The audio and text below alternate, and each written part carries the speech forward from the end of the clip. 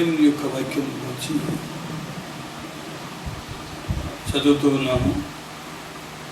ఇప్పుడున్న కాల పరిస్థితి, ఇప్పుడున్నటువంటి దైవజనులు, విశ్వాసులు, యేసు ప్రభువును నమ్ముకున్న వారి యొక్క పరిస్థితి ఎలా ఉన్నది? ఇప్పుడు జరుగుతున్న సంభవాలు, చూస్తున్నటువంటి కార్యాలు, వింటున్నటువంటి సమస్యలు అన్నీ కూడా దేవుని యొక్క బిడ్డలకు అవి ఎలా మారాయి అనే విషయాన్ని మనం గమనించబోతున్నాం. ఇప్పుడు దేవుని బిడ్డలైనటువంటి వారు దేవుని సేవించడానికి, దేవుని ఆరాధించడానికి ఇప్పుడు జనుల యొక్క పరిస్థితి తెలుస్తుంది. ఇప్పుడు దేవుని యొక్క వాక్యములు ఏమని ఉన్నదంటే, ఈ సంభవాలన్నీ జరుగుతూ ఉండగా మనుషులు ఎలా మారిపోతారు, వారి స్థితిగతులు ఎలా ఉంటాయి అనేటువంటి విషయాన్ని దేవుని యొక్క వాక్యములు పరిశీలిస్తే, అసలు ఎందుకు దేవుడు ఈ తెగులును ఈ లోకమంతటి మీదకి పంపించాడు? ఈ తెగులు వచ్చి మనుషులను ఎందుకు హతమార్చాలి అనేటువంటి విషయాన్ని మనం పరిశీలిస్తే, జనులలో ద్వేషాలు ఎక్కువైపోయాయి, దొంగతనాలు అయిపోయాయి, ఇంకా చూడబోతే పలు రకములైన వ్యభిచారములు ఎక్కువైపోయాయి. ఒక్క మాటలో చెప్పాలంటే పాపములు ఎక్కువైపోయాయి. దేవునికి విరోధంగా పాపము చేసినందున దేవునికి ఉగ్రత వచ్చి దేవుని యొక్క కోపాగ్ని జనులను హతమారుస్తూ ఉన్నది. జనులకు ఉన్నటువంటి వారి స్వార్థము, వారిలో ఉన్నటువంటి స్వభావాలు, వారి యొక్క క్రియలు, వారి యొక్క పద్ధతులు, వారి యొక్క జీవిత విధానం ఎలా ఉన్నది అనేటువంటి విషయాన్ని మనము గమనిస్తూ ఉంటే, ఇప్పుడు దేవుని యొక్క వాక్యములు గమనిస్తున్నాం. వారి యొక్క స్థితులు ఎలా ఉన్నాయి అనేటువంటిది ఇప్పుడు తెలియపరచబడుతుంది. వారి స్థితులు లేక వారి యొక్క స్వభావాలు, వారి యొక్క గుణములు ఎలా ఉన్నాయి అనేటువంటి విషయాన్ని పరిశుద్ధ గ్రంథంలో చదువుకుందాం. నహూము గ్రంథం ఈరోజు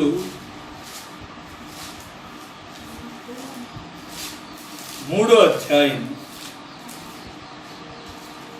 1 నుండి 3 వరకు చదువుకుందాం.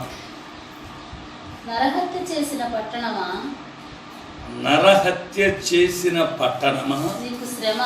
నీకు శ్రమ ఎందుకు వచ్చింది? శ్రమ ఎందుకు వచ్చింది? నరహత్య చేశారు.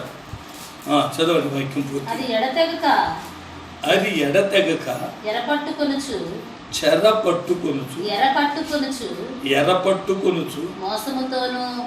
మోసముతోను బలత్కారముతోను నిండి ఉన్నది. సారథి యొక్క చెవుకు ధ్వనియు, ఎవరి యొక్క? సారథి యొక్క సారథి యొక్క చెవుకు ధ్వనియు, చక్రముల ధ్వనియు, చక్రముల ధ్వనియు, గుర్రముల త్రొక్కుడు ధ్వనియు, గుర్రముల త్రొక్కుడు ధ్వనియు, ఒడిగా పరిగెత్తు రథముల ధ్వనియు వడిగా పరిగెత్తు రథముల ధ్వనియు వినబడుచున్నది. రౌతులు వడిగా పరిగెత్తుచున్నారు. ఖడ్గములు తలతళలాడుచున్నవి. ఈటెలు మెరియుచున్నవి. చాలా మంది హతమవుతున్నారు. ఏమవుతున్నారు? చాలా మంది హతమవుతున్నారు. చచ్చిన వారు కుప్పలు కుప్పలుగా పడి ఉన్నారు. ఎంతమంది? చచ్చిన వారు ఎలా పడి ఉన్నారు? కుప్పలుగా పడి ఉన్నారు. పీనుగులకు లెక్కయే లేదు. పీనుగులు కాలికి తగిలి జనులు తొట్టిల్లుచున్నారు. ఇప్పుడు ఈ సందర్భాన్ని మనం చదువుతున్నాం. అనేక మంది చనిపోతున్నారు. మరి పీనుగులకు లెక్కే లేదు. పీనుగులు కాలికి తగిలి జనులు తొట్టిల్లుచున్నారు అని ఇక్కడ ఎందుకు చెప్పబడింది? జనులలో ఏమున్నందువలన ఈ రీతిగా వచ్చింది? జనులు ఏమి చేయుచున్నందువల్ల ఇలా జనులు చచ్చిపోతున్నారు? జనులు వారి జీవితాలను ఎలా గడుపుకుంటున్నందువల్ల, ఎలా మార్చుకుంటున్నందువల్ల, ఎలా తమ జీవితాలను చెరుపుకుంటున్నందువల్ల ఈ యొక్క తెగులు వచ్చింది. అది కత్తితోనూ ఈటతోనూ గుర్రముల శబ్దముతోనూ రథముల శబ్దముతోనూ వచ్చినట్లు జనుల మీదికి వచ్చింది. అప్పుడు జనులు కుప్పలుగా చనిపోతున్నారు. మనకు తెలుసు, అమెరికా ఇప్పుడు 63,000 దాటిపోయింది. స్పెయిన్, అదే రీతిగా ఇటలీ, అదే రీతిగా పాశ్చాత్య దేశాలలో మరి ఇలా జరిగిపోతుంది. మరలా మన భారతదేశాన్ని తీసుకుంటే 1,100 మందికి దాటిపోయారు. ఇప్పుడు ఇంతమంది చనిపోవటానికి కారణాలు మొదట్లోనే చెప్పారు. ఏమని చెప్పారు అని అంటే, నరహత్య చేసిన పట్టణమా నీకు శ్రమ. అది ఇప్పుడు ఈ శ్రమ ఎందుకు వచ్చింది?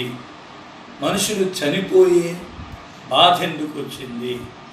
ఇప్పుడు ఎక్కడ చూసినా ఆపేశారు, ఎవరిని వెళ్ళనివ్వటం లేదు. మరి కొట్లకు వెళ్ళాలంటే ఉదయం 6 నుంచి 9 లోపే, 9 దాటి 1 నిమిషమైనా బయటికి వెళ్తే వెళ్ళనివ్వరు, వాళ్ళను ఇంటికి పంపించేస్తున్నారు. ఇటువంటి పరిస్థితుల్లో మరి ఎవరికి ఏ అవసరమైనా, ఆ తర్వాత ఏమైనా ఎవరికి అండదండ లేదు, ఎవరికి సహాయము లేదు. శ్రమ వచ్చేసింది. ఈ శ్రమలు రావడం వల్లనే, జనులు ఈ రీతికి చేయటం వల్లనే శ్రమ వచ్చింది. దేవునికి స్తోత్రములు కలుగునుగాక. మరి దేవుని యొక్క వాక్యములో నరహత్య చేయు పట్టణమా అని ఉన్నది. నరహత్య చేయు పట్టణం నరహత్య ఎలా చేస్తుంది అంటే, పట్టణంలో ఉన్న జనులు నరహత్య అని అంటే ఏమిటి అనే విషయాన్ని 1 యోహాను 3వ అధ్యాయము 14-15 వాక్యములు చదువుకుంటే, దేశంలో ఉన్న జనులు నరహత్య చేయుచున్నారు అని చెప్పబడి ఉన్నది. ఎలా నరహత్య చేస్తూ ఉన్నారు? దేశమంతా దేనితో నిండి ఉన్నది? చదవండి. మనము సహోదరులను ప్రేమించుచున్నాం. గనుక మరణములో నుండి జీవములోనికి దాటి ఉన్నామని ఎరుగుదుము. ప్రేమ లేనివాడు మరణమందు నిలిచి ఉన్నాడు. చూసారా, ఇప్పుడు మరణాలు ఎందుకు అవుతున్నాయి? జనులలో ప్రేమ లేదు. జనులలో ప్రేమ లేక ఒకరికొకడు విరోధంగా కక్షలు, పగ, మరి ఒకరి మీద ఒకడు చాడీలు చెప్పుకోవటం, ఇలాంటి రీతిగా జనులు మారిపోతూ ఉన్నారు. దేవునికి స్తోత్రం. అది నరహత్యకు సమానం. ప్రేమ లేకుండా పోవటమే దేనికి సమానము? దాని క్రిందనది. తన సహోదరుని ప్రేమించువాడు నరహంతకుడు. ఇప్పుడు దేశము నరహత్య చేసింది అని అంటున్నారు.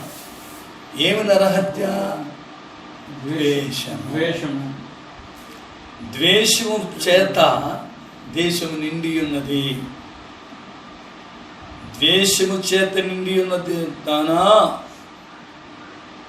ఇప్పుడు ఎక్కడ చూసినా ఒకడికొకడు చాడీలు చెప్పుకోవటమే తప్ప, ఒకరి మీద ఒకడు లేనిపోని కార్యాలు చెప్పడమే తప్ప, ఒకరి మీద ఒకడు వాడు ఏదన్నా ఒక మంచి కార్యం చేస్తే దానికి ద్వేషించడం తప్ప, అది ఏం చేశాడులే అనడం తప్ప, ప్రతి దానికి వారు తమ ద్వేషాన్ని పెడుతున్నారు, తమ ద్వేషాన్ని బయలుపరుస్తున్నారు. దేశమంతా ఏమిటితో నిండి ఉన్నది? నరహత్యతో నిండి ఉన్నది. నరహత్య అంటే ఏం చెప్పాము? ద్వేషము. ద్వేషముతో నిండి ఉన్నది దేశమంతా. ప్రపంచమంతా ద్వేషంతో నిండి ఉన్నది. పాకిస్తాన్ చూస్తే ఇండియా మీద ద్వేషము, ఇండియా చూస్తే చైనా మీద ద్వేషము, అమెరికా చూస్తే చైనా మీద ద్వేషము, ఇక పలు రీతులుగా ద్వేషాలు. ఈ ద్వేషముతో నిండిన దేశము ఏం పాలైంది? శ్రమల పాలైంది. దేవునికి స్తోత్రం. మరియు మోసముతో నిండి ఉన్నది. ఏమి నిండి ఉన్నది? మోసముతో నిండి ఉన్నది.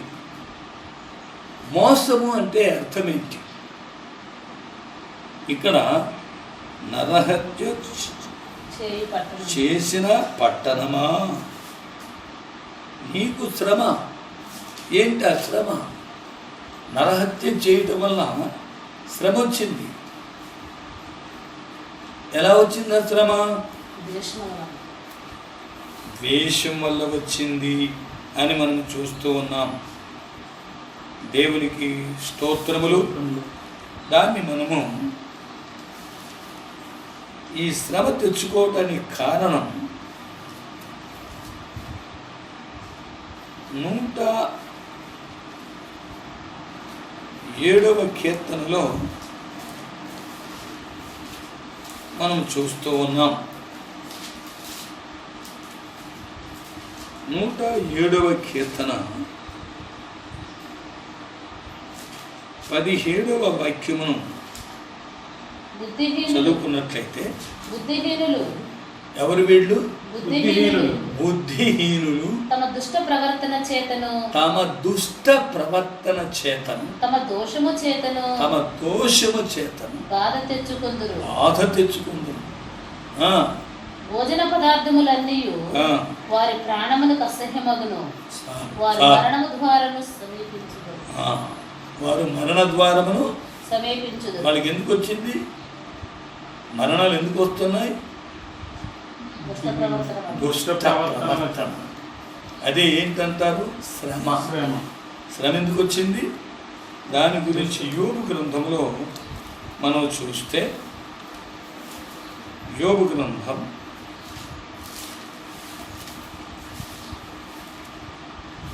గ్రంథం తీసుకోండి. అందులో శ్రమని గురించి చెప్తూ ఉన్నాడు.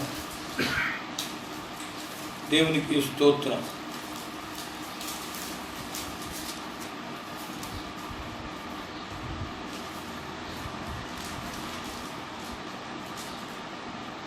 మరి యోబు గ్రంథం 5వ అధ్యాయము 5 యోబు గ్రంథం 5వ అధ్యాయము శ్రమ ధూళిలో నుండి పుట్టదు. దానికి ముందు ఆకలి కొనిన వారు అతని పంటను తినివేయుదురు. బుద్ధి లేని వారు అసూయ వలన చచ్చెదరు. ఇప్పుడు చూడండి, చదవండి 5వ అధ్యాయము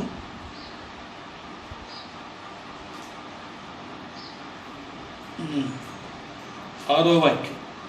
శ్రమ ధూళిలో నుండి పుట్టదు. ఇప్పుడు శ్రమ వచ్చింది. ఎందుకు వచ్చింది శ్రమ ధూళిలో నుంచి రాదు.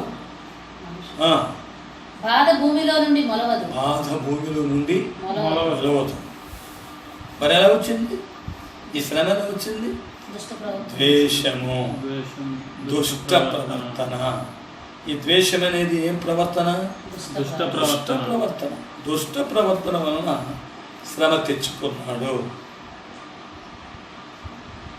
అందుకే దేశము దేంతో నిండి ఉన్నది? ద్వేషముతో నిండి ఉన్నది, నరహత్యతో నిండి ఉన్నది. ఆ నరహత్య వలన, అనగా ద్వేషము వలన శ్రమ తెచ్చుకున్నాడు. రెండవది, ఆ శ్రమ వలన ఏమొచ్చిందని చెబుతున్నారు అక్కడ? మరణము. ఏమొచ్చింది? మరణము తెచ్చిపెట్టుకున్నాడు అనే దాంట్లో చదివాము. కాబట్టి ప్రియులారా, మనకు దైవికంగా, ఆత్మీయంగా, భక్తిగా జీవించినంత వరకు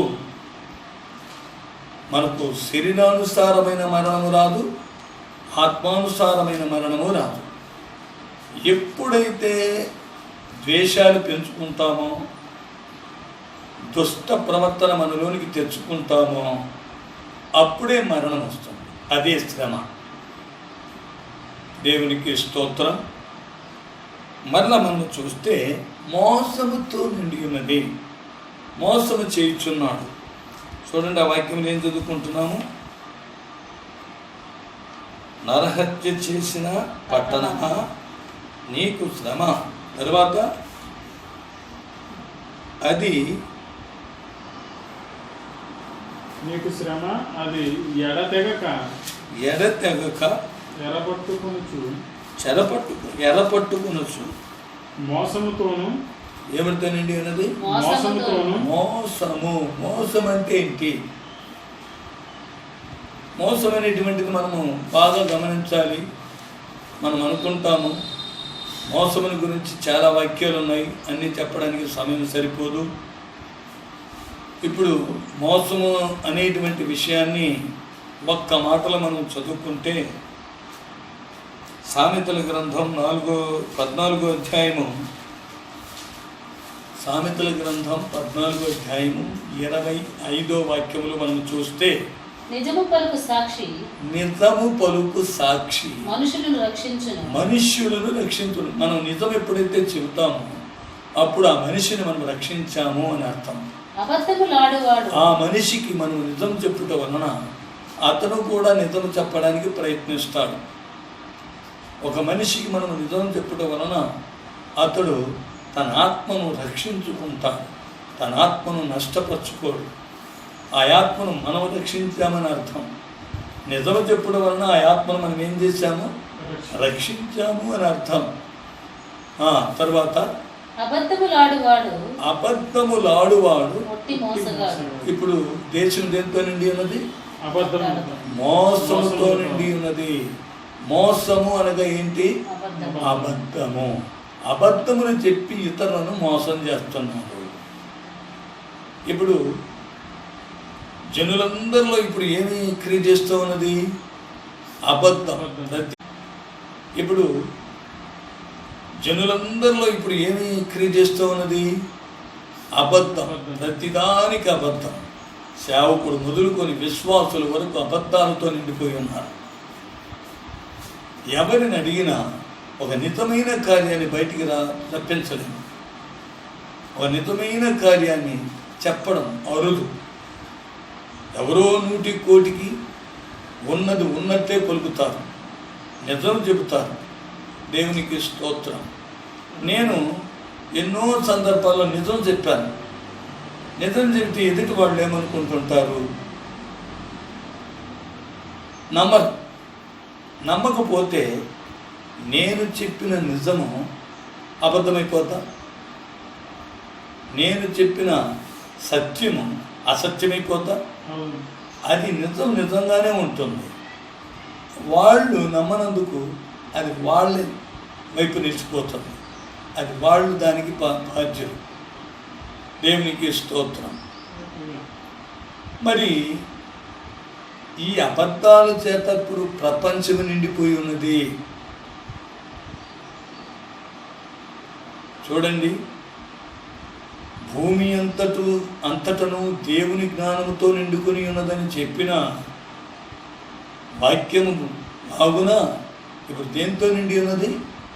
అబద్ధాలతో నిండి ఉన్నది, మోసాలతో నిండి ఉన్నది.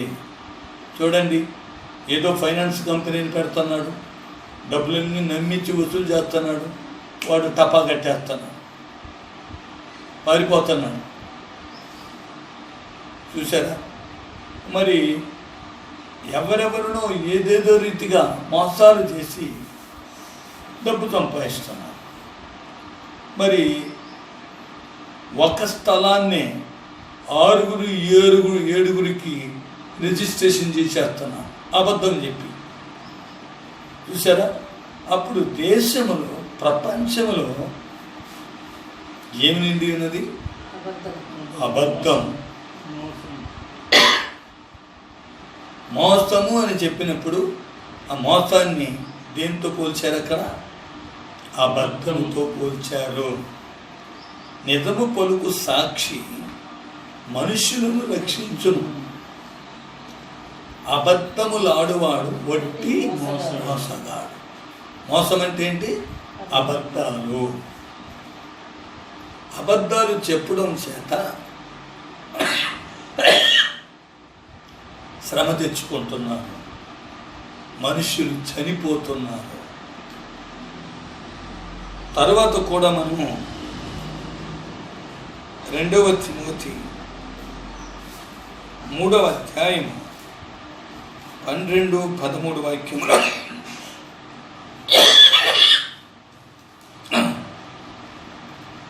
12-13 వాక్యములు చదివితే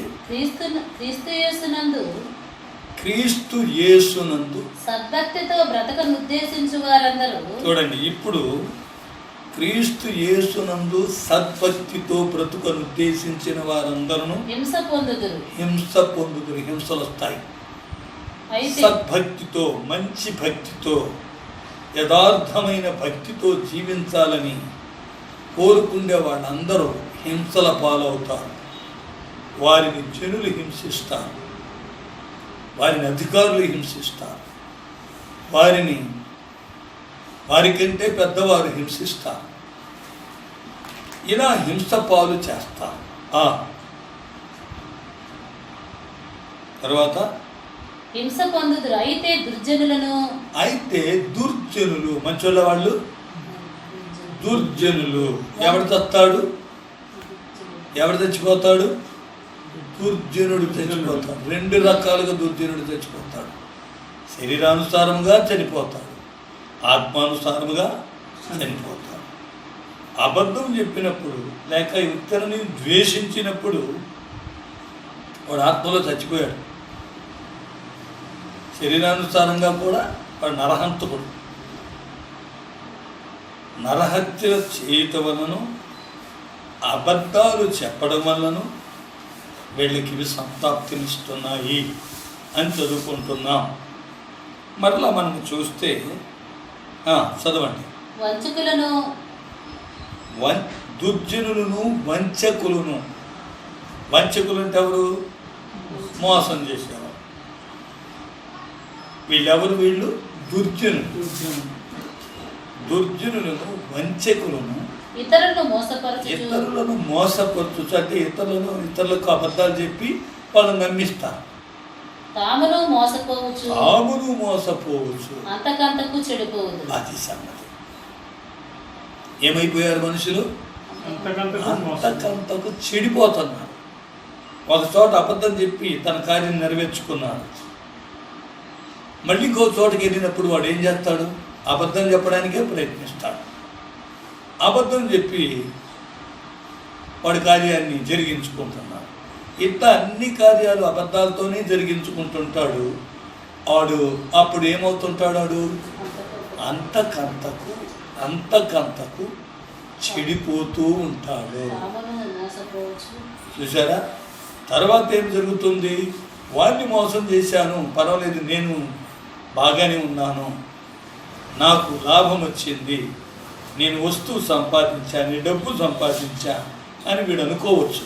కానీ చదవండి, దాంట్లో ఏమనుంది? తామును మోసపోవచ్చు, ఇతరులను మోసపరచుచు తామును మోసపోవచ్చు. ఇప్పుడు వాడికి, అబద్ధాలు ఆడేవాడికి పరలోకం ఉందా?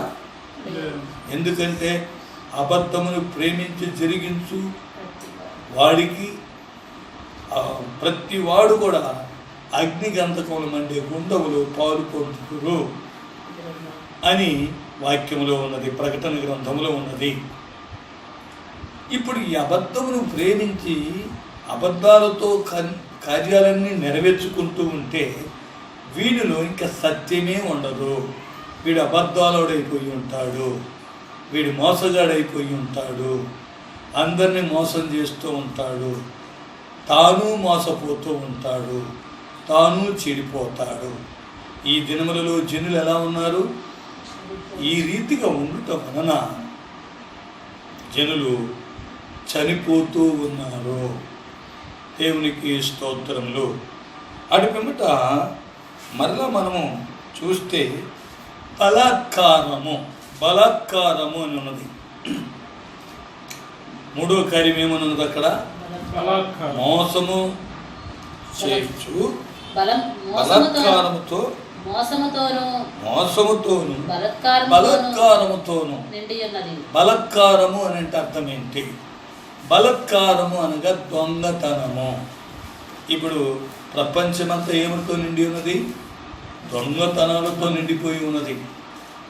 బలాత్కారము అనగా దొంగతనము అని ఉన్నది.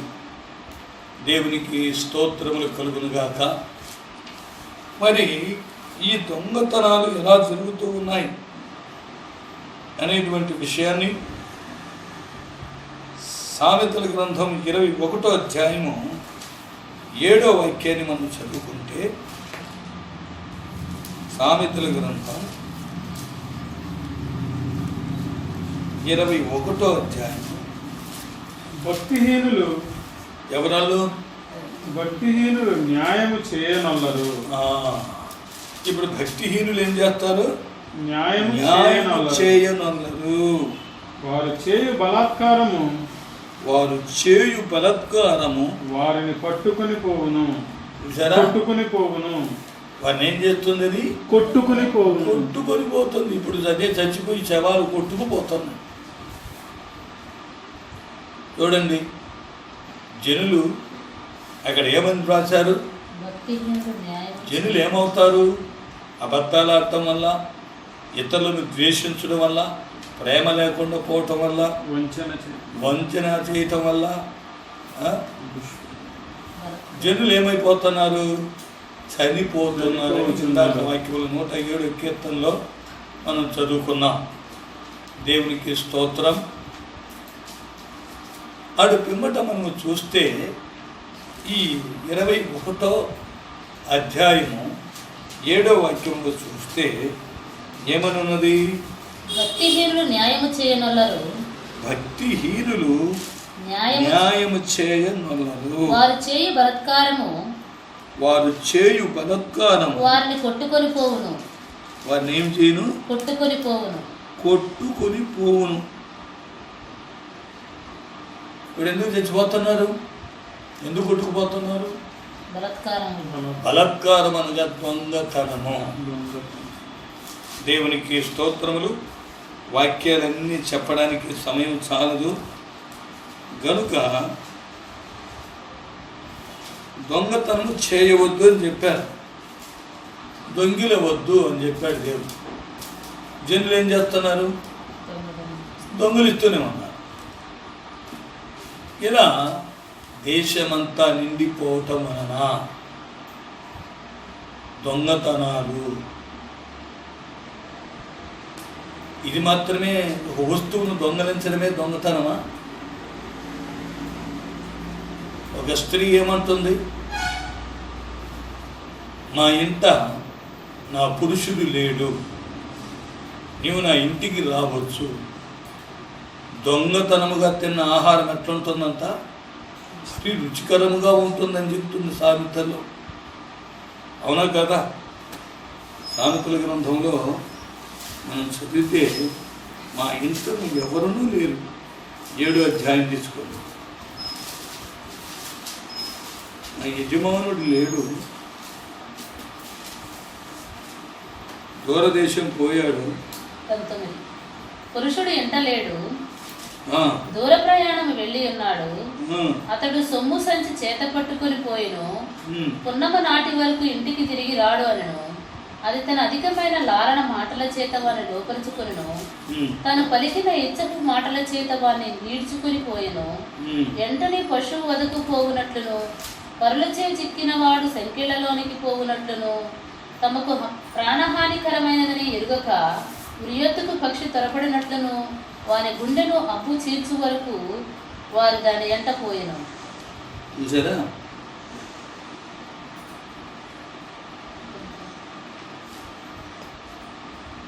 దేవునికి స్తోత్రములు. మరి దొంగతనముగా తిన్న ఆహారము ఎలా ఉంటుందంట? బహురుచిగా ఉంటుంది. అవును కదా? దేవునికి స్తోత్రములు. అందుకే సామెతల గ్రంథం ఇలా చెప్పింది, మా ఇంట పురుషుడు లేడు. అది చేసే పని ఏం పని? భర్తకు తెలియకుండా తప్పు చేయటం, భార్యకు తెలియకుండా తప్పు చేయటం. అది దొంగతనము కాదా? దొంగతనంగా చేయటం కదా అది? దేవునికి స్తోత్రం. ఇటువంటి చెడు కార్యములు చేసే వాళ్ళందరూ చనిపోతూ ఉన్నారు. అయితే మనమందరము నీతిమంతులమా? మనమందరము పాపం లేని వాళ్ళమా అని దేవుని యొక్క వాక్యంలో చూస్తే యేసు ప్రభు చెబుతున్న, శిలోయములో గోపురము కూలి చచ్చిన వారు మీకంటే పాపాత్ములని మీరు అనుకొనుచున్నారా? ఎంత మాత్రము కారు. మీరును మారు మనసు పొందని ఎడలా మీరును ఆలాగుననే చచ్చెదరు అని ఉంది. మనము ద్వేషించకుండా, మనము ద్వేషిస్తూ, ప్రేమ లేకుండా, మనము మోసం చేస్తూ, అబద్ధాలు ఆడుతూ, మనం కూడా దొంగతనం చేస్తూ జీవిస్తుంటే మనం కూడా ఏమవుతాము? మీరు మారు మనసు పొందని ఎడల మీరును అలాగునే చచ్చెదరు అని మత్తయి సువార్తలో మనం చదువుకుంటున్నాం. దేవునికి స్తోత్రములు కలుగునుగాక. మత్తయి సువార్తలో ఉన్నది, లూకా సువార్తలో ఉన్నది. గోపురము కూలి చచ్చిన వారిలో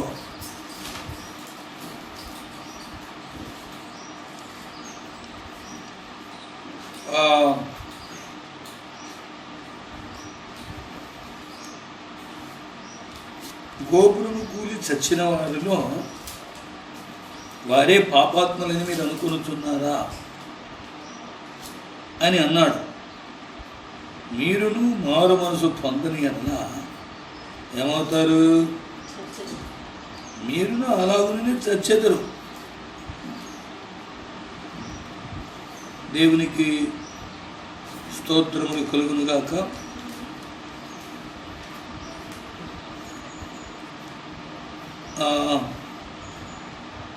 ఇప్పుడు యేసుక్రీస్తు చెప్పినటువంటి మాటలలో మనం చూస్తుండగా ఈ మారు మనస్సు లేక మనము మనస్సు త్రిప్పుకోవటము అనేటువంటి విషయాన్ని మనం సరిదిద్దుకోకుండా పోతే మనము కూడా ఏమైపోతాము, చనిపోతాము అని దేవుని యొక్క వాక్యం సెలవిస్తూ ఉన్నది. దేవునికి స్తోత్రములు కలుగును గాక. అటు పిమ్మట మనము దేవుని యొక్క వాక్యంలో గమనిస్తే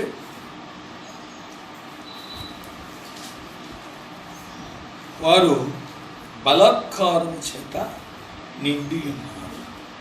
ఎందుకు వాళ్ళు బలాత్కారము చేత నిండి ఉన్నారు? ఒకటి, నరహత్య అనగా ద్వేషము. రెండవది శ్రమ. శ్రమ ఎందుకు వచ్చింది? వారు ద్వేషించడం వలన వచ్చింది శ్రమ. బుద్ధిహీనంగా ప్రవర్తించడం వలన శ్రమ వచ్చింది. దుష్ట ప్రవర్తన చేత శ్రమ తెచ్చుకున్నారు. అటు పిమ్మట ఏం తెచ్చుకున్నారు? మోసము చేస్తూ ఉన్నారు. మోసం. ఎందుకు మోసం చేస్తున్నారు? మోసం అంటే ఏంటి? అబద్ధాలు ఆడుతున్నారు. అబద్ధాలు ఆడటం వలన, మోసము చేయటం వలన జనులు హతమైపోతున్నారు, నశించిపోతున్నారు. దేవునికి స్తోత్రం. నాలుగవదిగా మనం గమనిస్తే బలాత్కారము అన్నారు. బలాత్కారం అంటే ఏంటి? దొంగతనము. బలాత్కారం అనగా అది ఇంగ్లీష్లో చూస్తే రోబరీ అని ఉంది. రోబరీ అని అంటే దొంగతనము అని ఉన్నది. కాబట్టి దొంగతనము చేయటం వలన మరణము సంభవించవచ్చు. అది సామెతల్లో ఉన్నది. సమయం లేదు. దొంగిలిన వాడు పట్టుబడిన ఎడల వాడు శిక్షింపబడును. ఒక చోట దొంగతనం చేశాడని పట్టుకొని అక్కడ ఉన్న వాళ్ళంతా, వచ్చిన వాళ్ళంతా మనిషికో దెబ్బ కొట్టారు, చచ్చిపోయాడు. చచ్చిపోతే ఆ చావు ఎందుకు వచ్చింది? వాడు దొంగలు పెట్టే కదా. వాడు కొట్టారు, కొట్టిన దెబ్బలు తగలరాని చోట తగిలే చచ్చిపోయాడు. చూసారా? ఈ మరణం ఎందుకు వచ్చింది? దొంగతనం చేసినందువల్ల. ఇటువంటి బలాత్కారము జనులలో నిండుకొని ఉన్నది. దొంగతనాలు ఎక్కువైపోయాయి. ఇంకా మనము గమనిస్తే ఇదే అధ్యాయములో అక్కడ ఆమె ఏం చేసింది? ఆ దేశము అంటే ఆ దేశం చేసిన పనులు. 4వ వాక్యం చదువుకుందాం. చక్కని దానవై ఏమైపోయింది? చక్కని దానవై ఎక్కడున్నా కూడా బ్యూటీ పార్లర్కి వెళ్ళి చక్కనిగా తయారవుతుంది. చక్కని దానవై వేశ్యవై. ఎవరైపోయావు? వేశ్యవైపోయావు. చక్కని దానివే, కానీ నువ్వెవరివి? వేశ్య. చెల్లంగితనమందు జ్ఞానము గల దానవై. చెల్లంగితనం అనగా మంత్రాలు తంత్రాల వలన జ్ఞానం పెంచుకున్నావు. జారత్వము చేసి జనాంగముల మీద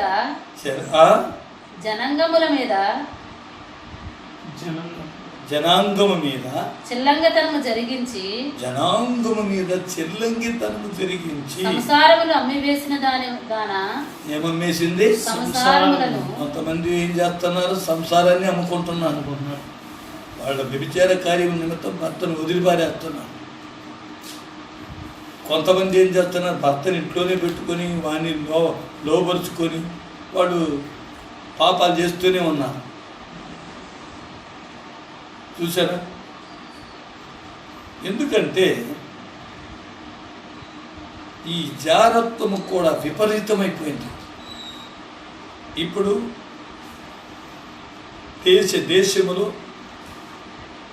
ఏ మనుషుడు, ఏ భాష మాట్లాడేవాడు, ఏ కుటుంబానికి చెందిన వాడని ఏమీ లేదు. ఇప్పుడు వరుస వాయ లేదు, అక్క చెల్లి లేదు, అమ్మ తమ్ముడు లేదు,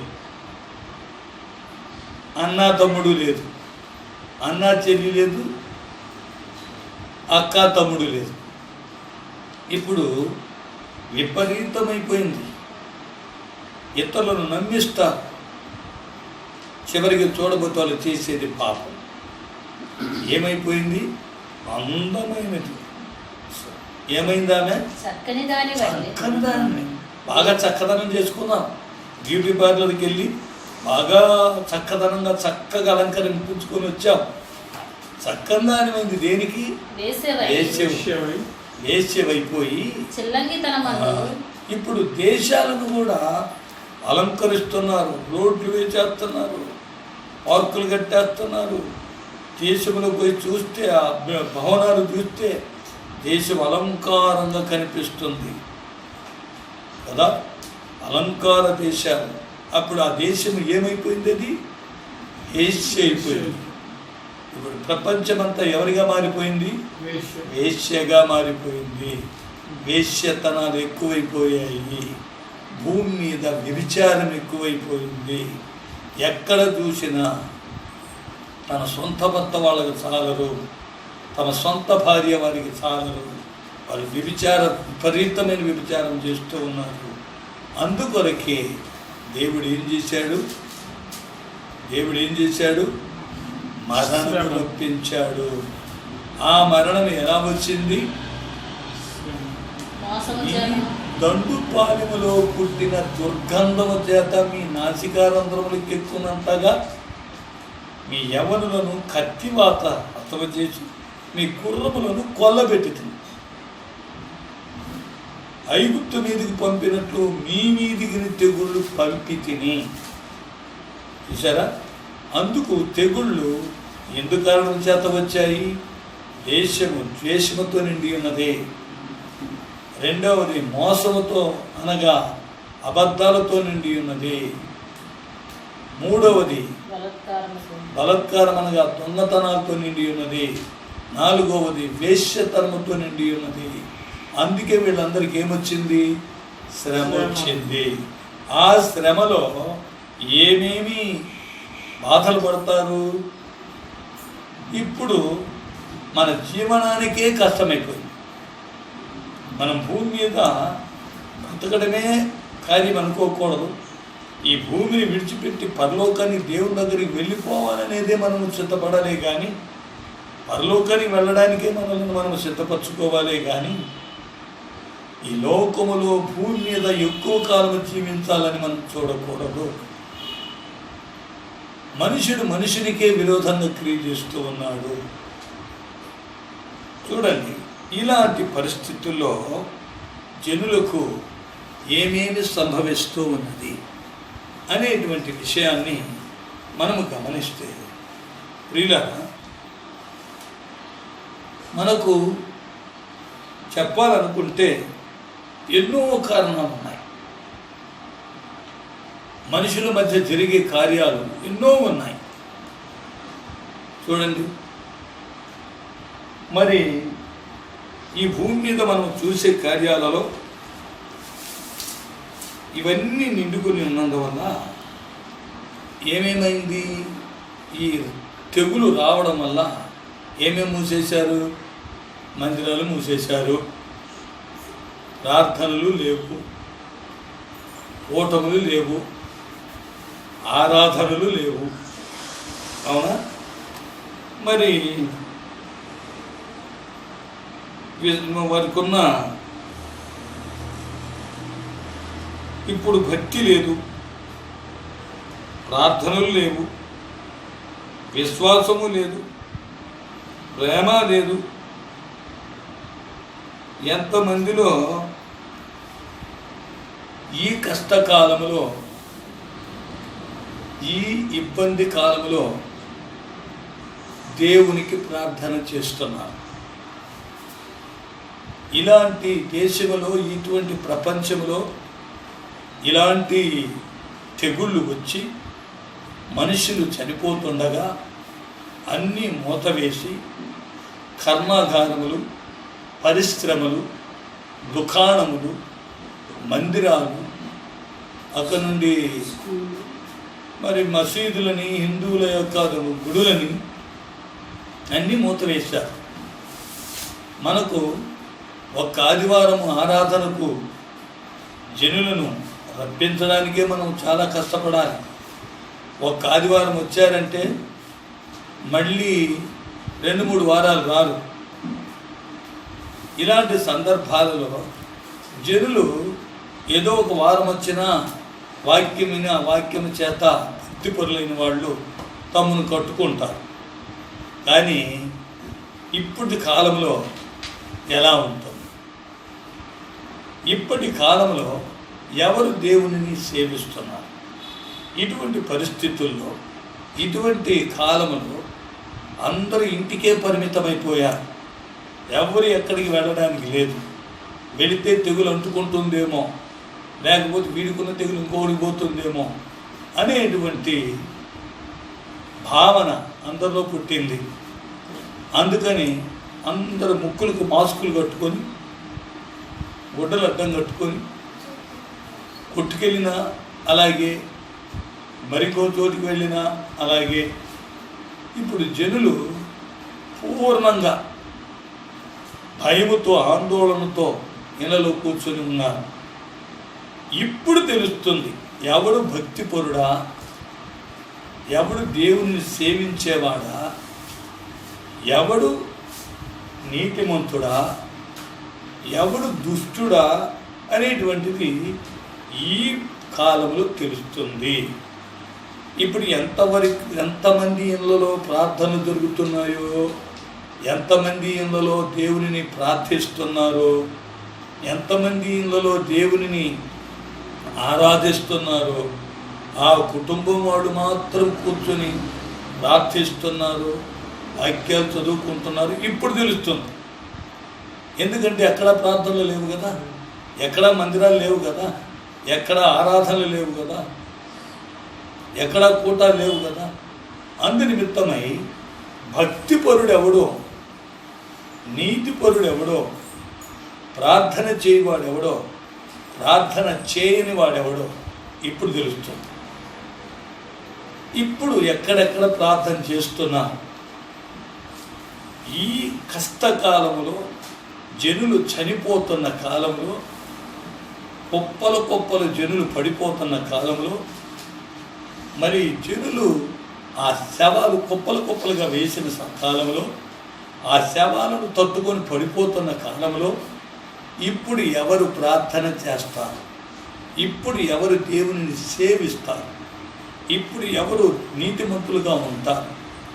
ఇప్పుడు ఎవరు దేవునిని సేవ చేయరు, దేవునిని ప్రార్థించరు అనేది ఇప్పుడు తెలుస్తుంది. వాని భక్తి ఏంటో ఇప్పుడు తెలుస్తుంది, వాని విశ్వాసం ఏంటో ఇప్పుడు తెలుస్తుంది, వానికున్న దేవుని అందరి వైరాగ్యం ఏంటో ఇప్పుడు తెలుస్తుంది. అందరు కూడుకున్నప్పుడు వచ్చి కూర్చొని వాక్యం విని, అక్కడ వాక్యం చెబుతుంటే విని హల్లెలూయా చెప్పిపోవటం కాదు, ఇప్పుడు తెలుస్తుంది.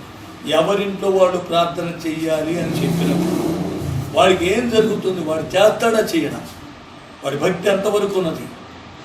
ఇప్పుడు కొంతమంది రాలిపోతారు, అనగా చాలామంది వెనుకబడిపోతారు. ప్రార్థనా పరులైన వాళ్ళు ప్రార్థన తగ్గిపోతుంది. మరియు భక్తిపరులైన వారిలో భక్తి చల్లారిపోతుంది. విశ్వాసం ఉన్న వారిలో విశ్వాసం లేకుండా పోతుంది. చివరికి వాళ్ళు కూడా అటువంటి వారిగా తయారవుతారు. మరి నిజమైనటువంటి భక్తి ఉన్నవాడు మాత్రం ఎప్పటికీ కదల్చబడడు. వాడు నిజంగా సేవ చేస్తూనే ఉంటాడు, వాడు నిజంగా దేవుని ప్రార్థిస్తూనే ఉంటాడు, యథార్థంగా వాడు దేవుని వాక్యమును చదువుకుంటూనే ఉంటాడు. దేవునికి స్తోత్రం. దానిని గురించి ఇప్పుడు మనం చూస్తే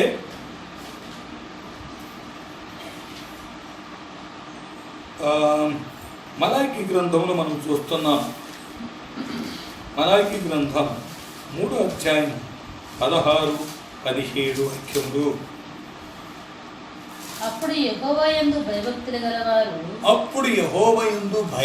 గలవారు ఒకరితో ఒకరు మాట్లాడుకొనుచుండగా 3వ అధ్యాయము 17-18. నేను నియమింపబో దినము ఇదే. ఏ దినం వచ్చింది? నియమింపబడింది. దేనికోసము? తెగులు కోసం. తెగులుకు దేవుడు నియమించాడు, పలానా రోజు రావాలి అని. ఆ తెగులును పంపించాడు. ఆ దేశంలోనికి వచ్చినప్పుడు, ఈ ప్రపంచంలోనికి వచ్చినప్పుడు, మన భారతదేశంలోనికి వచ్చినప్పుడు ఎలా ఉంటుంది అనే విషయాన్ని మనం చూస్తే చదవండి. ఎన్నో కారణాలు ఉన్నాయి.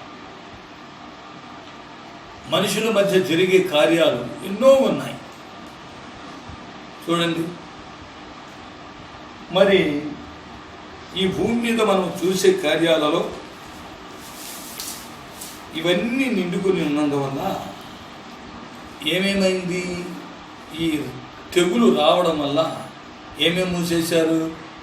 మందిరాలు మూసేశారు, ప్రార్థనలు లేవు, ఓటములు లేవు, ఆరాధనలు లేవు. అవునా? మరి వారికి ఉన్న ఇప్పుడు భక్తి లేదు, ప్రార్థనలు లేవు, విశ్వాసము లేదు, ప్రేమ లేదు. ఎంతమందిలో ఈ కష్టకాలంలో, ఈ ఇబ్బంది కాలంలో దేవునికి ప్రార్థన చేస్తున్నారు. ఇలాంటి దేశంలో, ఇటువంటి ప్రపంచంలో ఇలాంటి తెగుళ్ళు వచ్చి మనుషులు చనిపోతుండగా అన్నీ మూతవేసి కర్మాగారములు, పరిశ్రమలు, దుకాణములు, మందిరాలు, అక్కడ నుండి మరి మసీదులని, హిందువుల యొక్క గుడులని అన్నీ మూతవేశారు. మనకు ఒక్క ఆదివారం ఆరాధనకు జనులను రప్పించడానికే మనం చాలా కష్టపడాలి. ఒక్క ఆదివారం వచ్చారంటే మళ్ళీ 2-3 వారాలు రారు.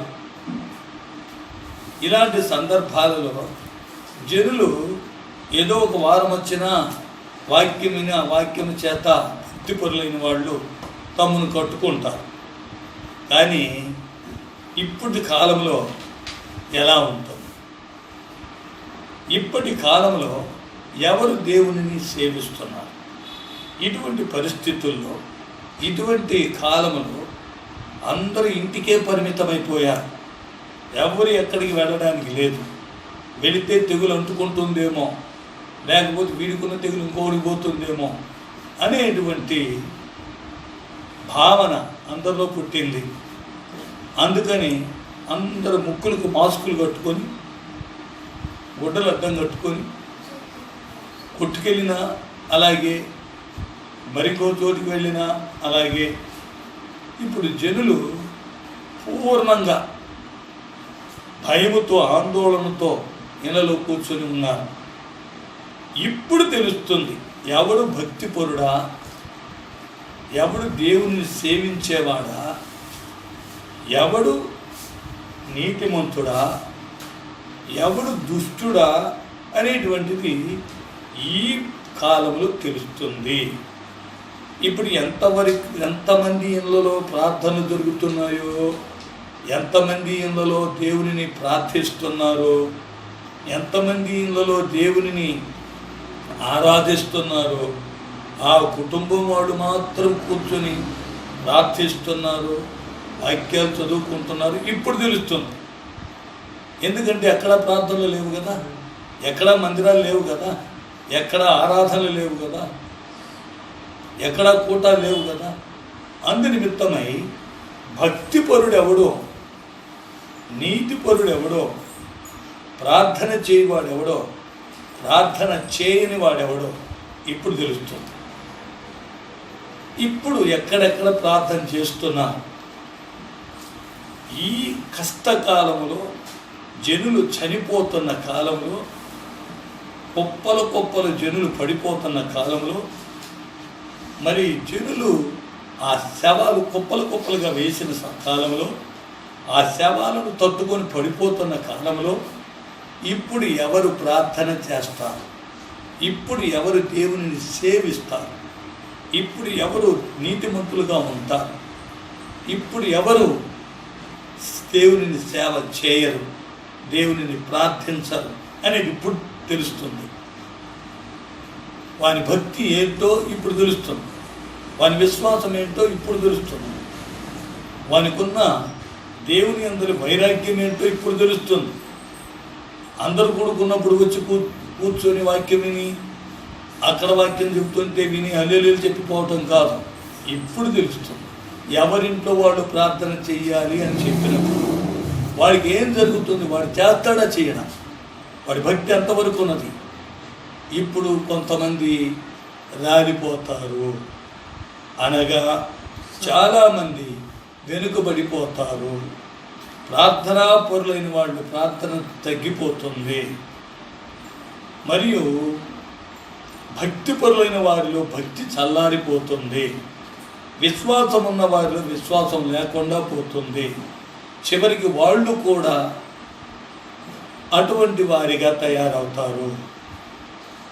మరి నిజమైనటువంటి భక్తి ఉన్నవాడు మాత్రం ఎప్పటికీ కదల్చబడడు. వాడు నిజంగా సేవ చేస్తూనే ఉంటాడు, వాడు నిజంగా దేవుని ప్రార్థిస్తూనే ఉంటాడు, యథార్థంగా వాడు దేవుని వాక్యమును చదువుకుంటూనే ఉంటాడు. దేవునికి స్తోత్రం. దానిని గురించి ఇప్పుడు మనం చూస్తే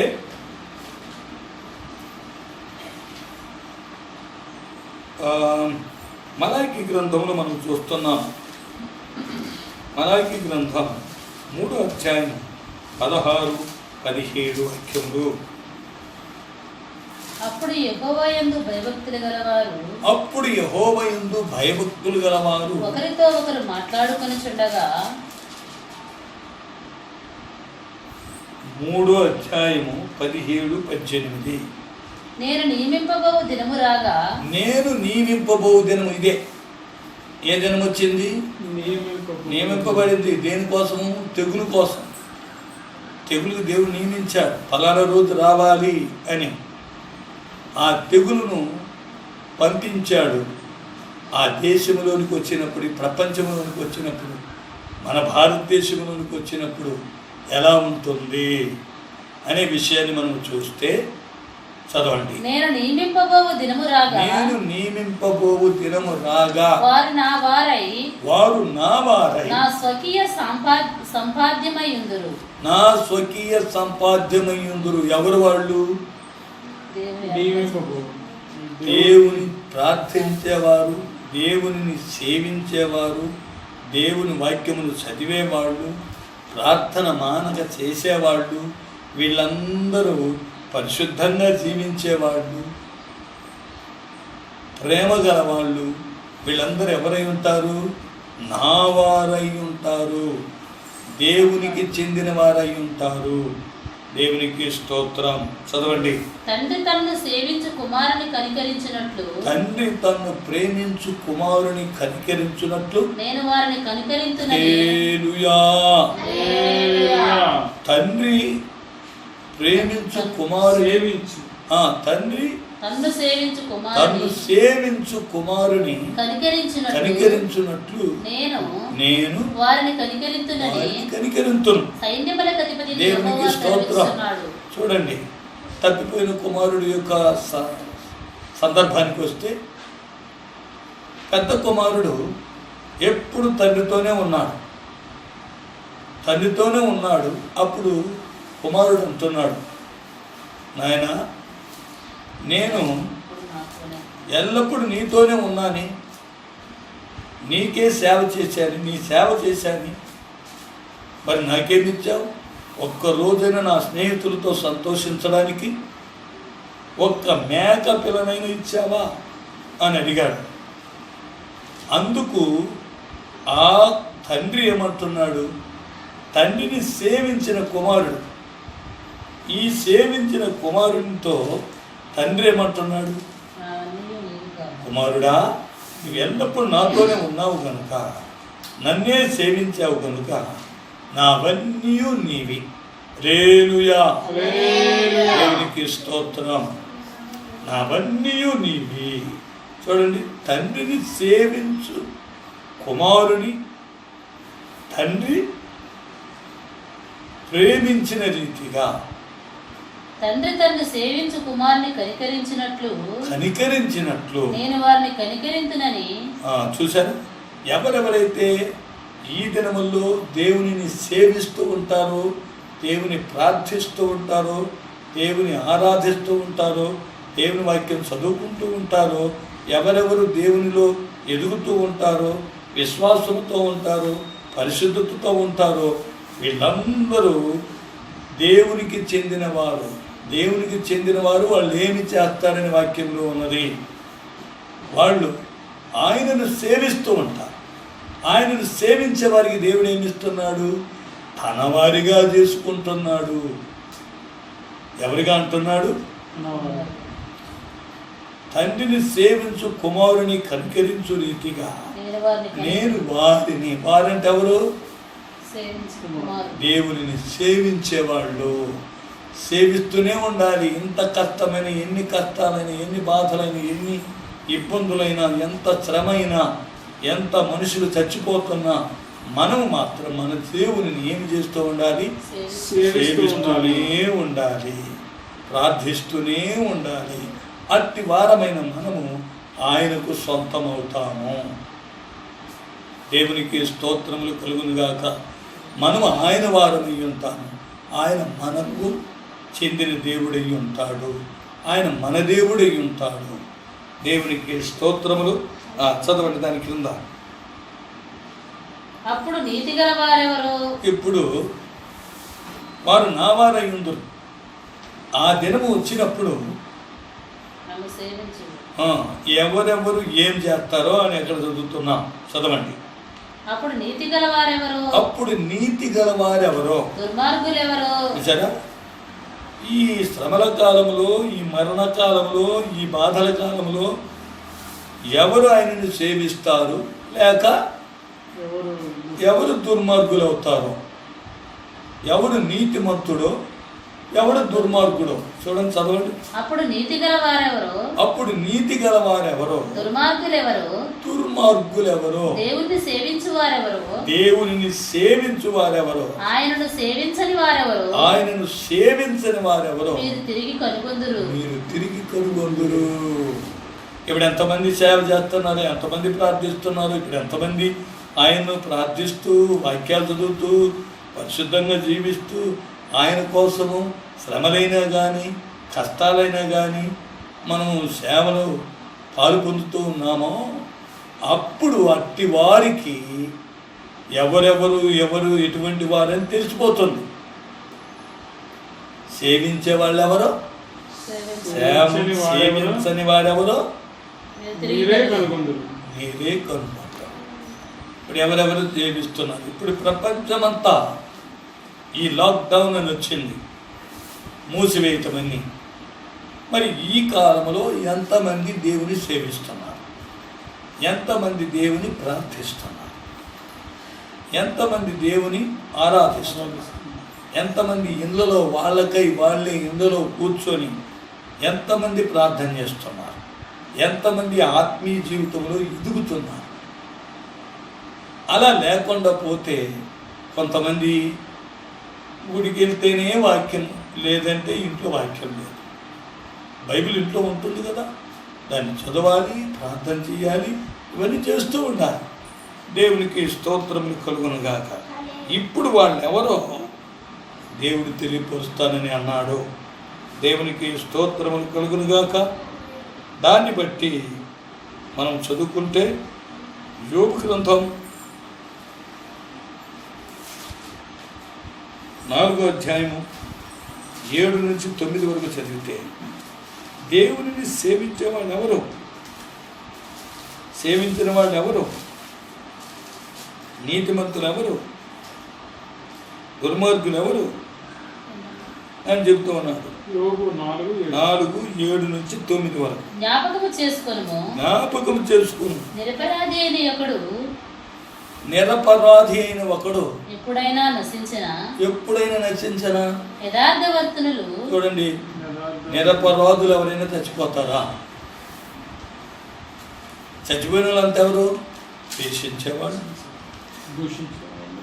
శ్రమ తెచ్చుకున్నవాడు, ద్వేషించేవాడు, మోసం చేసేవాళ్ళు, దొంగలించేవాళ్ళు, వ్యభిచారం చేసేవాళ్ళు, వీళ్ళందరికీ శ్రమ వచ్చింది. ఈ శ్రమ వల్ల వాళ్ళు ఏమైపోయారు?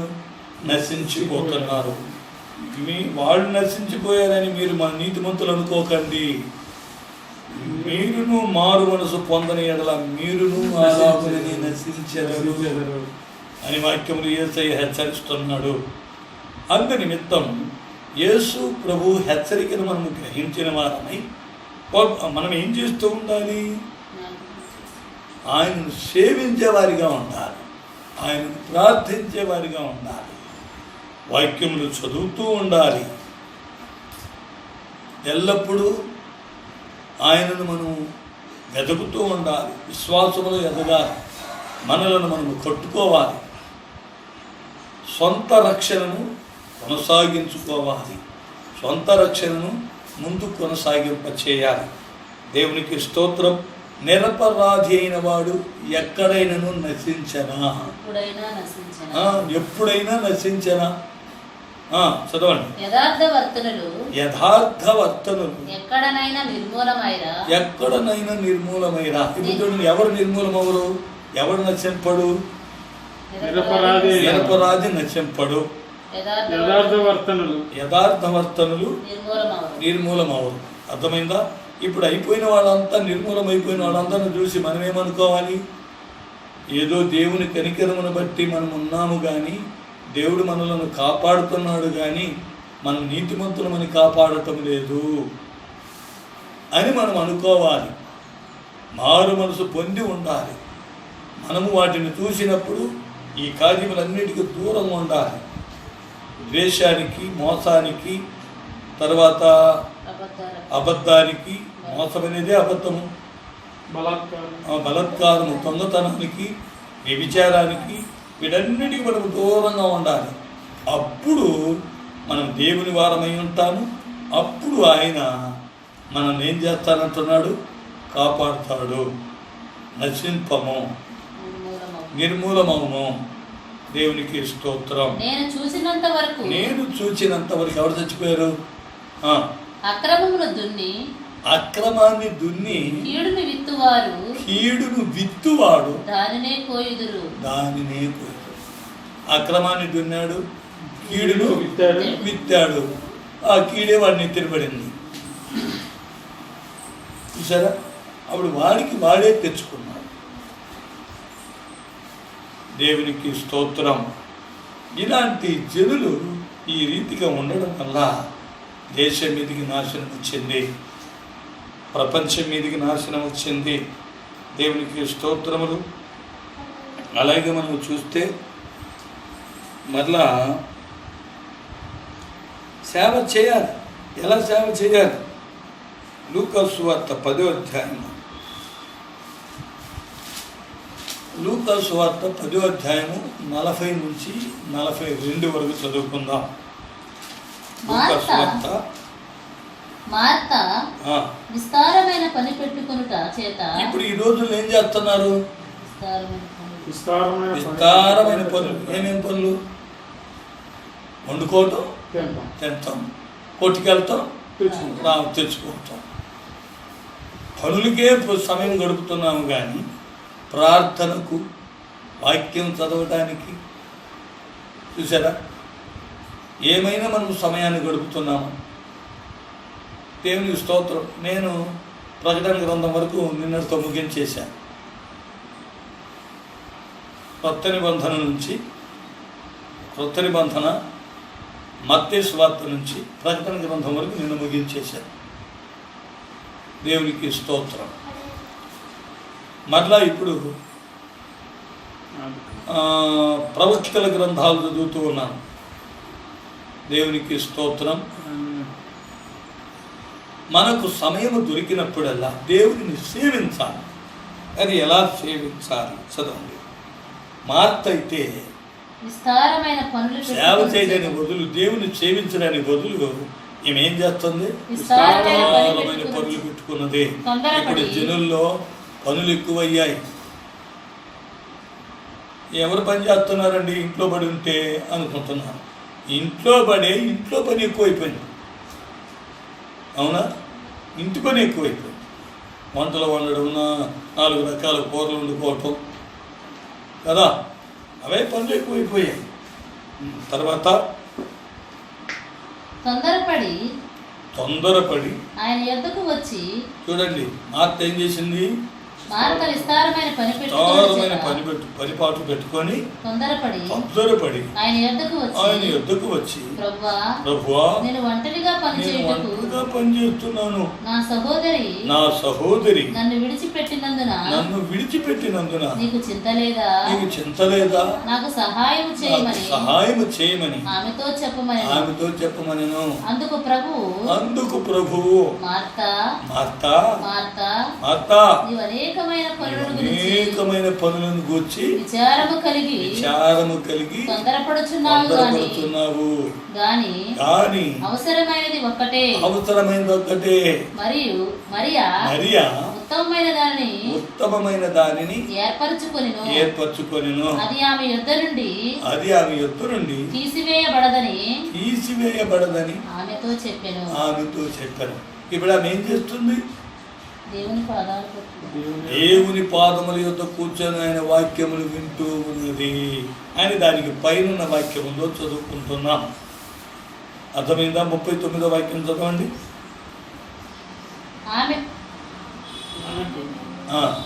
ఆమెకు మరియా అను సహోదరుడెను. ఆమె యేసు పాదముల యొద్ద కూర్చుండి. ఈ రోజుల్లో ఎవరు యేసు పాదముల యొద్ద కూర్చుని ఉండేవాడు? ఈ రోజుల్లో ఎవరు ఇంట్లో దేవుని సన్నిధిలో కూర్చొని ఉండేవాడు? ఇటువంటి సంగతులు ఈ యొక్క సంఘటనలు జరుగుతుండగా, ఈ మరణాలు జరుగుతుండగా ఎవరు ఆయన సన్నిధిలో కూర్చుండి, ఎవరు ఆయన పాదముల యొద్ద కూర్చుండి, ఆయన పాదముల యొద్ద కూర్చొని ఆమె ఏం చేస్తూ ఉన్నది? ఆయన బోధ వినుతూ ఉండెను. దేవునికి స్తోత్రం. ఆయన బోధ వినుతూ ఉన్నది. అందువల్ల ఆ భాగము ఆమె యొద్ద నుండి తీసివేయబడదు. దేవునికి స్తోత్రం. తరువాత ఆమె దేవుని సేవలో నిమగ్నమైపోయింది. దేవుని సేవించడంలో, అనగా వాక్యం వినటంలో. దేవునికి స్తోత్రములు. అలాగే మరలా మనం చదువుకుంటే కొలస్సీలకు రాసిన పత్రిక 3వ అధ్యాయము 22 నుంచి 25 వరకు చదువుకుందాం. దేవునికి స్తోత్రం. దాసులారా మనుషులను సంతోషపెట్టువారైనట్టు కంటికి కనబడవలనని కాక ప్రభువులకు భయపడచ్చు. ఎవరికి భయపడాలి మనము? ప్రభు. ఇంటి వాళ్ళు నన్ను చూసి బాగా ప్రార్థనా పరులు అనుకోవాలని కాదు. ప్రభువులకు భయపడాలి. అమ్మో ప్రార్థనా సమయం వచ్చింది, అమ్మో వాక్యం చదువుకునే సమయం వచ్చింది, అయ్యో నేను దేవుణ్ణి సేవించాలి అనేటువంటి సమయం వచ్చింది అని ప్రభువుకు భయపడాలి, కానీ మనుషులకు కాదు. ఈరోజు ప్రార్థన చేసుకోకపోతే మా నాన్న తిడతాడేమో, ఈరోజు బైబిల్ చదువుకోకపోతే మా అన్నయ్య తిడతాడేమో అని కాదు. ఎలా ఉండాలి? ఎవరికి భయపడాలి? ప్రభువునకు భయపడి, యేసు ప్రభువునకు భయపడి ఏం గలనవారై, శుద్ధాంతఃకరణం అంటే మంచి హృదయము గలవారై, పవిత్రమైన హృదయము గలవారై, శరీరమును బట్టి మీ యజమానులైన వారికి అన్ని విషయములలో విధేయులై ఉండుడి. ప్రభువు వలన స్వాస్థ్యమును ప్రతిఫలముగా పొందుదుమని ఎరుగుదురు. స్వాస్థ్యమును ప్రతిఫలముగా పొందుదుమని ఎరుగుదురు. కనుక మీరేమి చేసినను అది మనుషుల నిమిత్తము కాక ప్రభువు నిమిత్తమని. ఏం చేయాలి? ప్రభువు నిమిత్తమని. మనుషుల నిమిత్తమని కాక. ఇప్పుడు చాలా మంది అన్నదానం చేస్తున్నారు, వాళ్ళకి తెలిసి చేస్తున్నారో తెలియక చేస్తున్నారో మనకి తెలియదు. ఈ పీదను కటాక్షించేవాడు యెహోవాకు అప్పించువాడు అని ఉన్నది. కానీ దాన ధర్మాలు చేయటం వలన వీళ్ళు పరలోకానికి వెళ్ళిపోతారని అనుకోకూడదు. వాటితో కూడా సత్క్రియలు కూడా ఉండాలి. దాన ధర్మాలు చేస్తే పరలోకానికి వెళ్ళిపోదు. కానీ కొర్నేలు లాంటి దాన ధర్మాలు ఉండాలి. కొర్నేలు ఎప్పుడు తన ఇంటి వారితో కలిసి ప్రార్థన చేసేవాడు, భక్తిపరుడు, దాంతోపాటు నీతిపరుడు. అందువల్ల అతని ధర్మకార్యములు దేవుని సన్నిధిలో చేరాయి. ఈ వాక్యాలన్నీ చదివి వినిపించడానికి సమయం లేదు, అందుకనే నేను చెప్పుకుంటూ వస్తున్నాను. దేవునికి స్తోత్రములు. మరి ఈ కొలస్సీలకు రాసిన పత్రిక 3వ అధ్యాయం 22 నుంచి 25 వరకు చదువుకుంటున్న సందర్భంలో ప్రభువునకు భయపడి చదవండి. ఏమి చేసినది మనుషుల నిమిత్తము కాక బ్రదర్ గారు మెచ్చుకోవాలి, పాస్టర్ గారు మెచ్చుకోవాలి అని కాదు, ప్రభువు నిమిత్తమని మనస్ఫూర్తిగా చేయుడి. మీరు ప్రభువైన క్రీస్తునకు అర్థం చేసిన, వాక్యం చదివిన, దేవునిని సేవించిన, దేవునికి మనము పరిచారం చేసిన ఎలా ఉండాలి? ప్రభువు నిమిత్తమని సేవ చేయాలి, మనస్ఫూర్తిగా చేయాలి. మీరు ప్రభువైన క్రీస్తునకు దాసులై ఉన్నారు. ఎవరు ఏమన్నారు? మీరు ప్రభువైన ఉన్నాము, ప్రభువైన క్రీస్తునకు దాసులమై ఉన్నాము. అన్యాయము చేసిన వానికి తాను చేసిన అన్యాయము కొలది మరలా లభించును. చూసారా? ఎవరు ఏమి చేశాడో అదే వాడికి వస్తుంది. అన్యాయం చేస్తే వాడికి అన్యాయమే జరుగుతుంది. అవునా? మోసం చేస్తే వాడికి మోసమే జరుగుతుంది. అది ఇందాక చదివాం కదా వాక్యంలో. మోసం చేస్తే మోసమే జరుగుతుంది, అన్యాయం చేస్తే అన్యాయమే జరుగుతుంది. దేవునికి పక్షపాతము లేదు, నీవని నేనని ఏమీ లేదు. మనము కూడా మారు మనసు పొందకపోయినట్లయితే మనము కూడా వారి వలె చస్తాము. వారి వలె చావకుండా ఉండాలంటే ఏం చేయాలి? నీతిపరులుగా ఉండాలి, దేవునిని సేవించేవారిగా ఉండాలి. ఇప్పుడు తెలుస్తుంది ఎవరెవరి సంగతి ఎటువంటిదని. ప్రార్థన సందర్భాలలో ప్రార్థన చేసుకోవాలి. ఇవన్నీ మనము చేయకుండా ఏదో మరి ఇతర కార్యాలన్నీ చేయటం వల్ల మనం పరలోకానికి వెళ్ళాము. దేవునికి స్తోత్రం. 25 పూర్తి అయిపోయింది కనుక మరలా చివరిగా ఒక వాక్యం చదివి ముగించుకుందాం. మొదటి దినవృత్తాంతంలో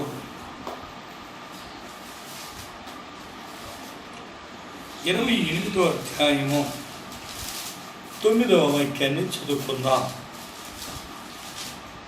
మొదటి దినవృత్తాంతములు సొలొమోనా నా కుమారుడా 28వ అధ్యాయము 9వ వాక్యం ఏం చెబుతున్నాడు?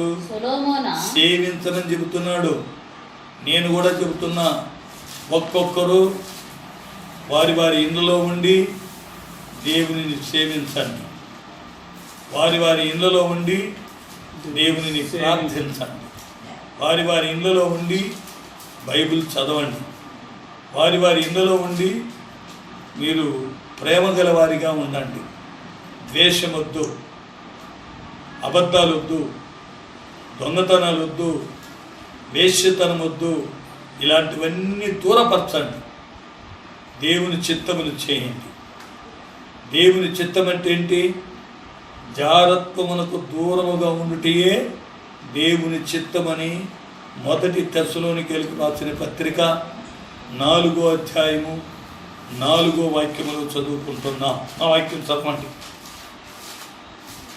దేవుని మనం ఇంట్లో ఉన్నప్పటికీ ఏం చేస్తూ ఉండాలి? దేవుని చిత్తం చేస్తూ ఉండాలి. 1 తెస్సలోనికీయులు 1వ అధ్యాయం 4వ అధ్యాయము 4వ వాక్యం చదవండి. మీలో ప్రతివాడు లేకపోతే 3, 4 చదవండి. మీరు పరిశుద్ధులగుటయే అనగా మీరు జారత్వమునకు మీరు జారత్వమునకు దూరముగా ఉండుటయే దేవుని చిత్తము. చూసారా? జారత్వానికి మనం ఏమై ఉండాలి? దూరముగా ఉండుటయే దేవుని చిత్తం. ఈ జనులు ఏమి చేసినందువల్ల ఇలా శ్రమ తెచ్చుకొని హతులయ్యారు? ఖడ్గము వలన, ఈట వలన, గుర్రముల శబ్దం వలన, రథముల చక్రముల యొక్క ధ్వని వలన వీళ్ళు ఎందుకు హతులయ్యారు?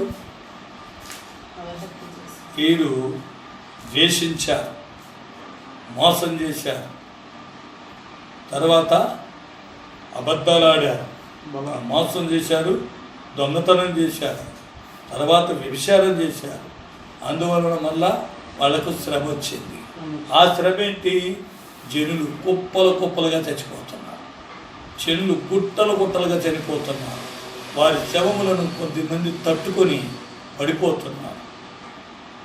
ఇటువంటి పరిస్థితి ఏర్పడినప్పుడు మనం ఏం చేస్తూ ఉండాలి? నీతిమంతుడెవడో, దుర్మార్గుడెవడో, దేవుని సేవించేవాడెవడో, సేవించిన వాడెవడో ఈ కాలంలో తెలుస్తుంది. ఇప్పటి పరిస్థితుల్లో జనుల మధ్యలో నుండి తెలియపరచబడుతుంది. దేవునికి స్తోత్రం. అందునిమిత్తమై ఈ సొలొమోనుకు చివరి వాక్యంగా సొలొమోనుకు దావీదు చెబుతూ ఉన్నాడు. సొలొమోనా, నా కుమారుడా, నీ తండ్రి యొక్క దేవుడైన యెహోవా అందరి హృదయములను పరిశోధించువాడును, ఆలోచనలన్నిటినీ సంకల్పములన్నిటినీ ఎరిగిన వాడునై ఉన్నాడు. సరేనా? అందరి హృదయములను ఎరుగును, అందరి తలంపులను ఎరుగును. కాబట్టి నీవైతే ఏమి చెయ్యి? నీవు ఆయనను తెలుసుకొని హృదయపూర్వకముగాను మనఃపూర్వకముగాను ఆయనను సేవించుము. ఏం చెయ్యి? ఇప్పుడు ఆయనను వెతికిన ఎడల ఆయన నీకు ప్రత్యక్షమగును. చూసారా? నీవు ఆయనను విసర్జించిన ఎడల ఆయన నీకు ప్రత్యక్షమగును. నీవు ఆయనను విసర్జించిన ఎడల ఆయన నిత్యముగా త్రోసివేయును. ఏమవుతావు? నిత్యముగా త్రోసివేయను. కానీ లెక్కలో ఉండవు. ఆయన జనముగా ఉండము. ఆయన జనములో నుండి త్రోసివేస్తాడు. దేవుని సేవించే వారిగా ఉండాలి. దేవుని సేవించే వారిని తన వారిగా ఆయన చేర్చుకుంటాడు. దేవుని సేవించే వారిని ఆయన సొత్తుగా చేసుకుంటాడు. వారికి ఆయన ప్రత్యక్షమవుతాడు. వారిని ఆయన కాపాడుతూ నడిపిస్తూ ఉంటాడు. దేవునికి స్తోత్రం. మనము కూడా వాళ్ళు చచ్చిపోయిన వాళ్ళందరూ పాపాత్ములు, వాళ్ళందరూ నశించిపోయారు. నేను ఎటు జీవిస్తే అట్లా జీవించవచ్చు అని చెప్పి ఉండినట్లయితే వాళ్ళు గోపురము కూలి చచ్చిపోయిన వాళ్ళలో వాళ్ళు పాపులని, మీకంటే పాపులని మీరు అనుకొనుచున్నారా? కాదు. కానీ మీరును మారు మనసు పొందని ఎడలా మీరును అలాగుననే చచ్చెదరు. చూసారా?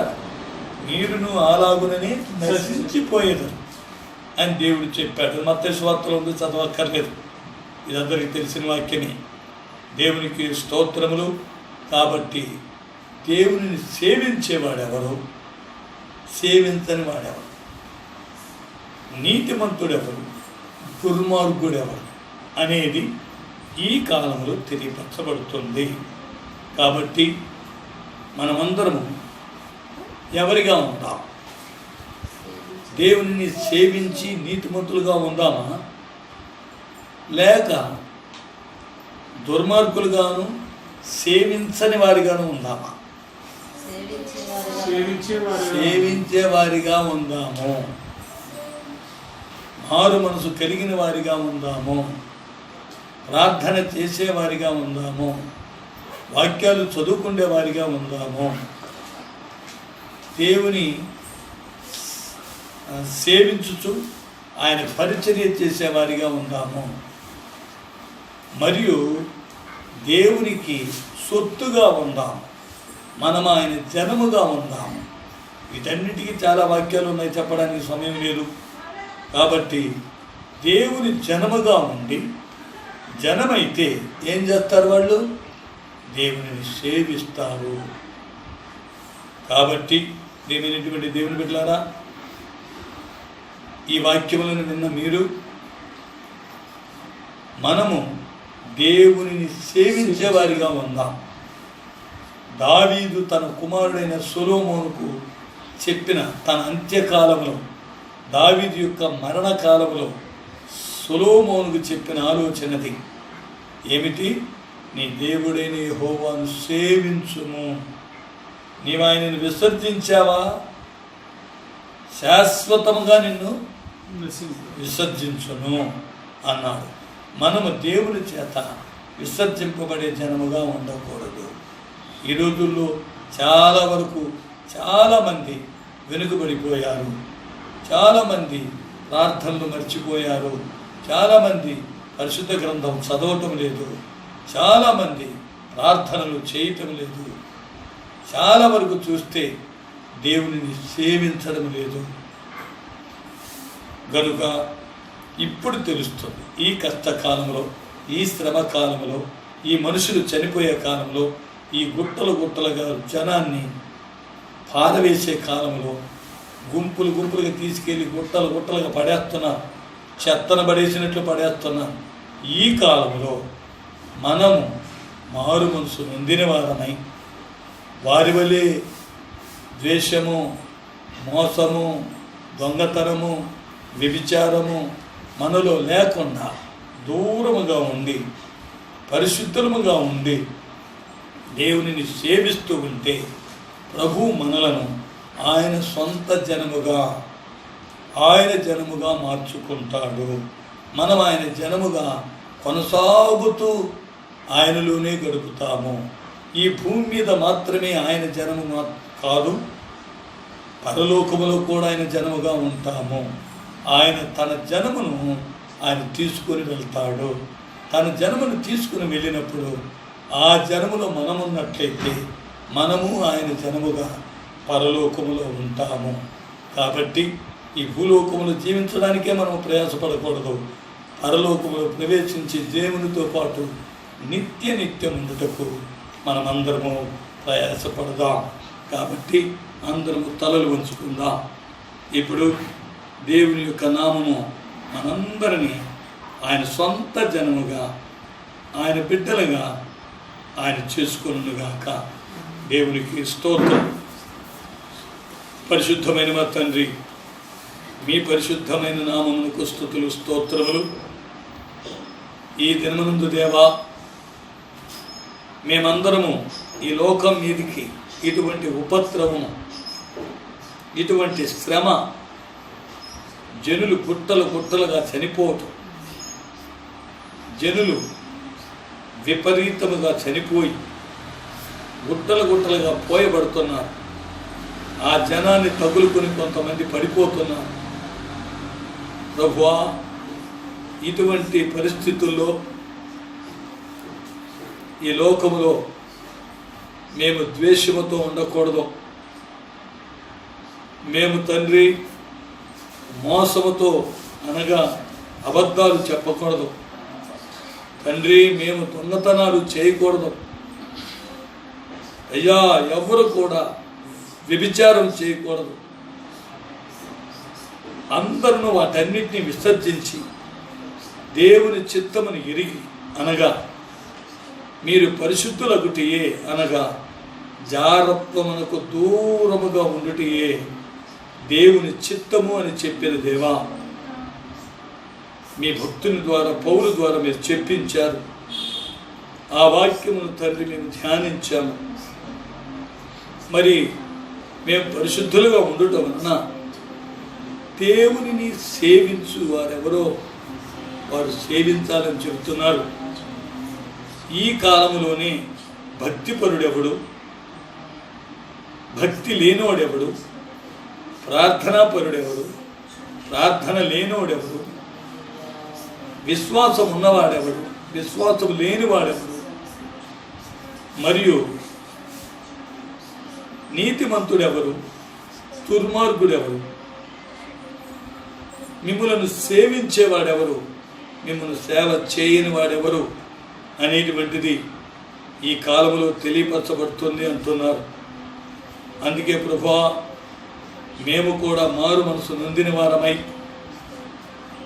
ప్రభు ఆ దుష్ట కార్యములన్నింటినీ తొలగించుకొని శ్రమ తెచ్చుకోకుండా, బాధ తెచ్చుకోకుండా మమ్మల్ని మేము తప్పించుకొని మరణాలు మా మీదికి రాకుండా శరీరానుసారమైన మరణం, ఆత్మానుసారమైన మరణం మా మీదికి రాకుండానట్లు మీ దయతో మమ్మల్ని కాపాడండి తండ్రి.